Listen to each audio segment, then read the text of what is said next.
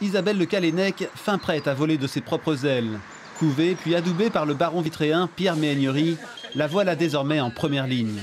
Pierre Méhaignerie, c'est lui qui l'a recruté il y a 19 ans comme chef de cabinet à la mairie de Vitré, puis assistante parlementaire. Parmi ses domaines de prédilection, le logement. Dans cette maison témoin d'un futur lotissement basse consommation, elle assène son discours sur l'accès à la propriété.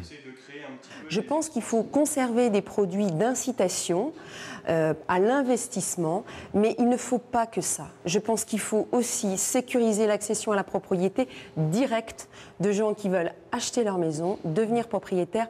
On a été pendant des années un peu drogués à l'aide publique. Isabelle est aujourd'hui conseillère générale, conseillère municipale et vice-présidente de la Maison de l'Emploi du Pays de Vitré. Ses atouts, proximité avec les gens et maîtrise des dossiers locaux. Ayant été aux côtés de Pierre Méhaignerie comme attachée parlementaire, elle était une de ses collaboratrices, peut-être sa collaboratrice la plus proche. Elle connaît déjà une partie des dossiers, même si elle va en ouvrir d'autres par la suite.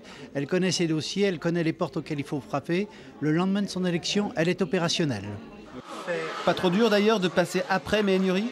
C'est un défi important parce qu'à l'Assemblée nationale, c'est quelqu'un qui est extrêmement apprécié, toutes tendances politiques confondues. C'est quelqu'un d'extrêmement modéré, qui a toujours joué l'intérêt général, qui ne s'est pas opposé quand il était dans l'opposition systématiquement. Moi, c'est ma façon de concevoir la politique.